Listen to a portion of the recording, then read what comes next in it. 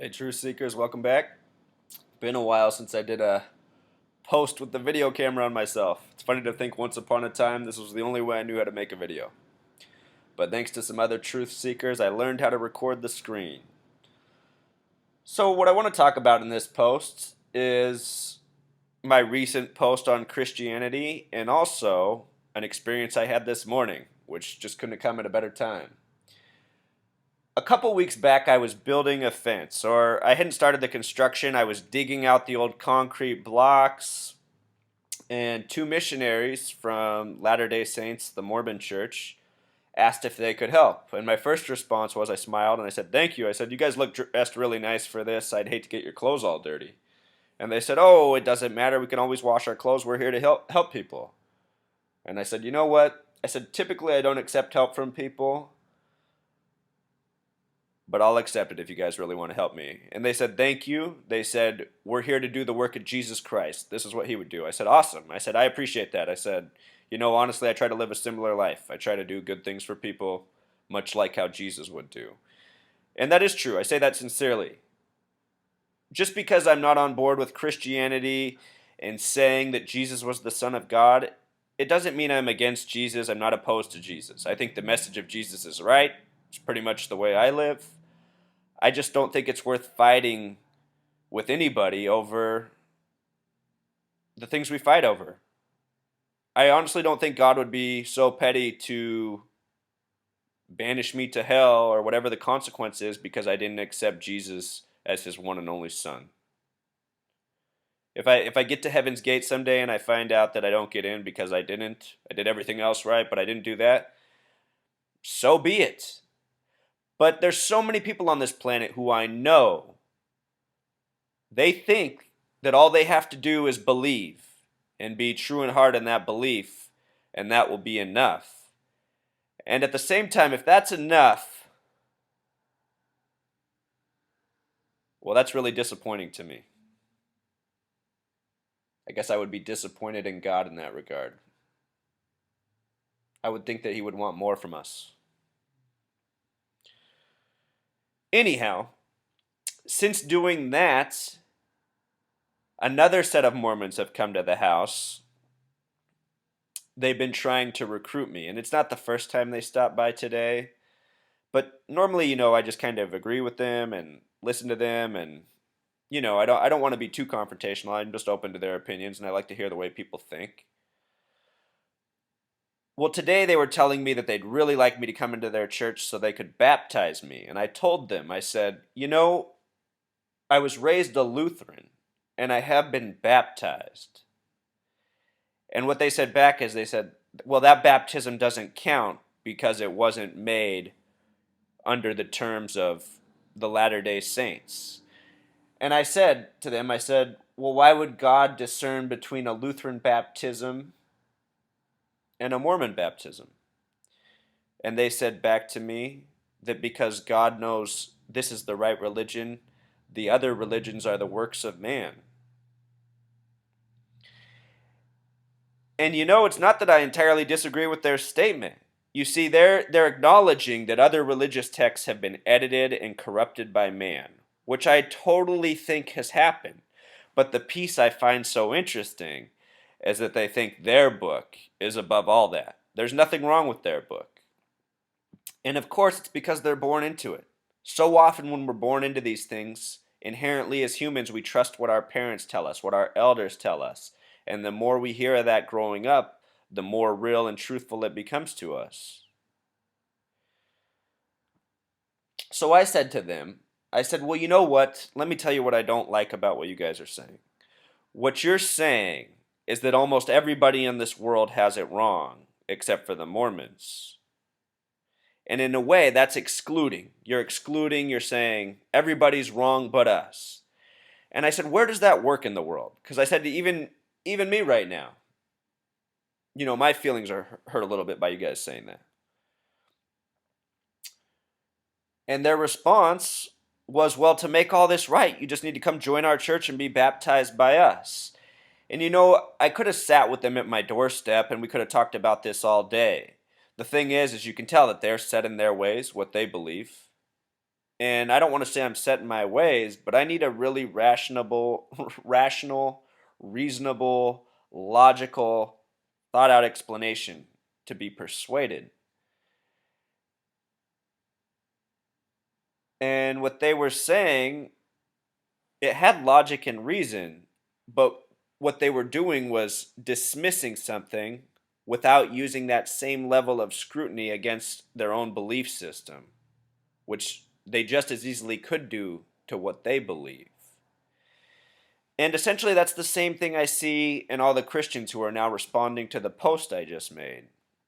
You know, they're going to their scripture to say, Zach, but read this scripture.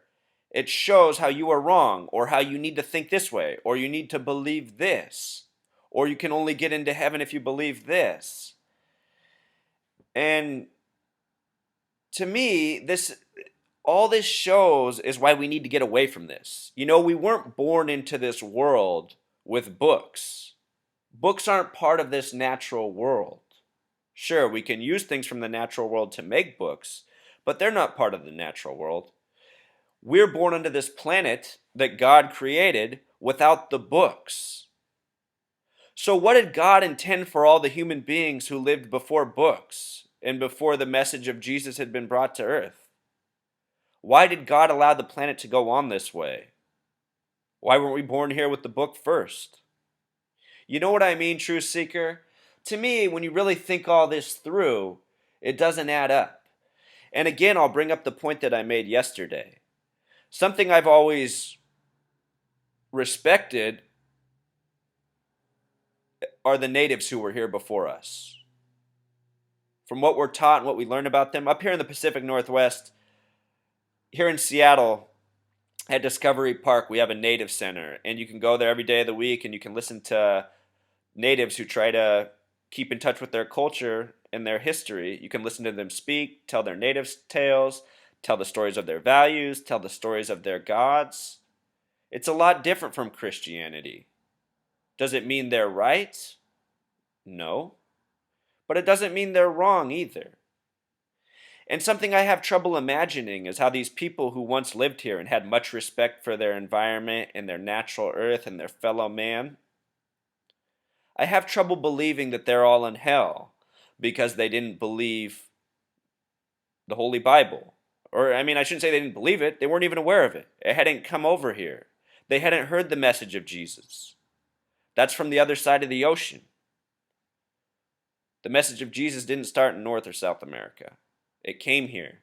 And the people who brought it here also brought a genocide here that killed the natives.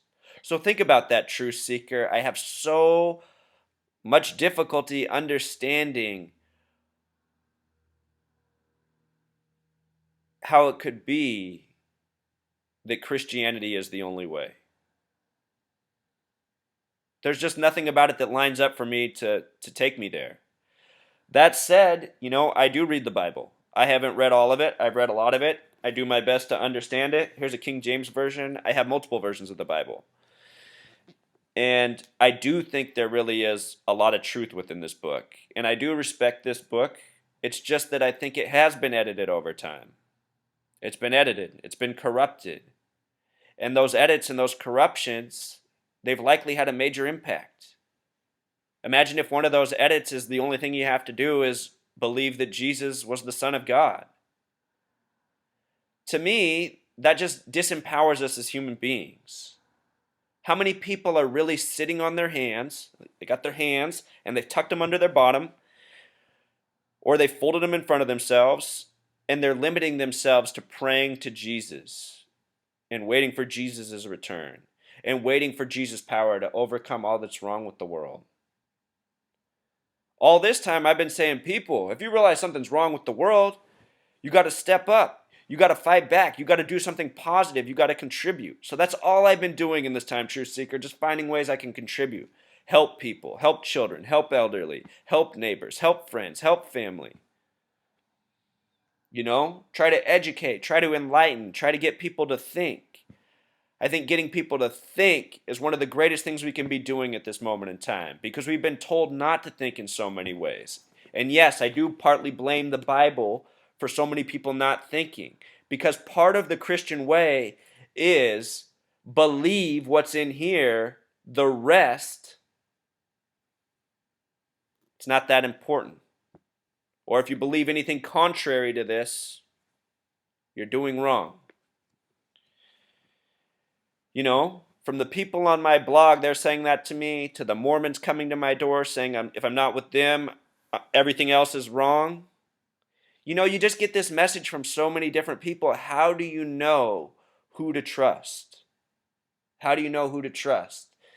And I'll tell you something true from my personal life, which probably also had an impact on the way I am. It was my mother who made me go to church. And it was my father who didn't really have much of an opinion about religion. You know, he's kind of like me. He just always thought you should just be a good person.